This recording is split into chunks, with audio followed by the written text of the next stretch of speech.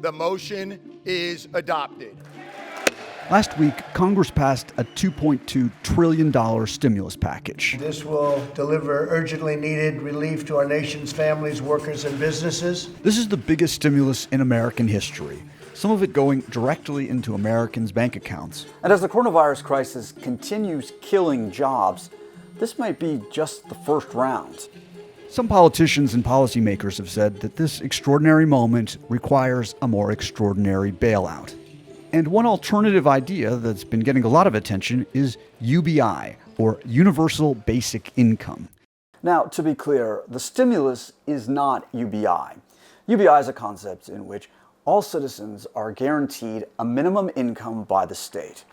If this idea sounds familiar to you, it may be because you've been following the Democratic presidential race. Donald Trump said he wanted to drain the swamp. I want to do something a little bit different. I want to distribute the swamp. And during the presidential campaign, you were calling for UBI, for Universal Basic Income, and you called for what you termed a freedom dividend. Now, these checks that are going out to Americans now as part of the stimulus package, do you consider that to be a freedom dividend? Well, it's cash directly into people's hands, and the amount is not that different from what I was arguing for. Included in the stimulus bill is a one-time check for $1,200 for each adult that earns up to $75,000 per year. I think that most Americans are going to be very excited to get this $1,200 into their hands. And I think that most Americans expect that their government's going to do it again if this crisis drags on into May or June or even further down the line. But when you were discussing this during the presidential campaign, you didn't envision a coronavirus crisis. You were talking about automation technology. That's right. I was arguing that more and more Americans are going to get sent home because we're going to automate away the most common jobs in our economy, from call centers and retail clerks to truck drivers and accountants. And it turns out I shouldn't have been talking about automation. I should have been talking about a pandemic. But many of the trends that I was arguing for have just been sped up greatly by this pandemic because we all got sent home at once. But not everyone agrees with Andrew Yang connecting these payments to universal basic income. I think it's a real misunderstanding to think of this as a form of basic income or any kind of validation of that idea or any kind of test of it. And, you know, in a technical sense, it looks like a basic income. Let's mail everybody checks is the way people think of the Yang Gang and the basic income. But the thing about the basic income that is core to the concept is that you get it forever, and you know in advance that you're going to get it. And that's how you plan accordingly. You live your life with that expectation. Exactly. So it's an expected payment, and it's a guaranteed payment, and it's a permanent payment. And frankly, those are the concerning elements of it.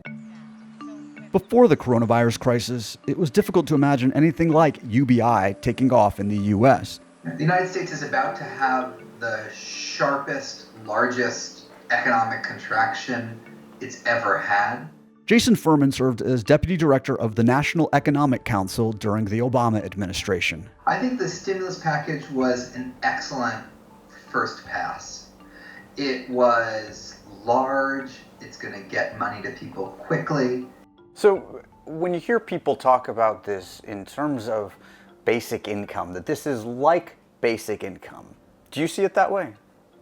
I'm not a fan of UBI in normal times because I don't see how we'd pay for it. And if we did a big tax increase to pay for a big UBI, it's like money coming in one way, going out the other way. I'm not entirely sure the point. But it's a test of the notion of basic income in some respects, in any respect to you. I think it has something philosophically in common with UBI in that, you know, it's not like you have to spend money on this, you have to spend money on that. You know best what you need to spend money on. So I think it has some things in common with UBI, and I think it'll help inform the debate about the best ways to provide assistance going forward. Compared to many other industrialized nations, the Save Our Workers bill provides significantly less. Denmark, Ireland, Britain, Sweden, and other countries have passed or are in the process of passing short-term versions of UBI for their citizens. It's certainly true that sending checks out to people can have a stimulative effect, But I don't think that's why people object to universal basic income. I don't think the fight over universal basic income is about whether or not sending people money might work as a stimulus. The fight is about whether or not having a permanent program to always send people money is a good way to operate our society. Would it be fair to describe basic income, UBI, as a fringe idea, at least until now? Well, I certainly didn't think so, obviously. I think it's here to stay because after Americans get this money into our hands in the next 2 to 3 weeks, most of us are going to say that was a good thing. And then they're going to scratch their chins and say, wait a minute, why don't we just do this all the time?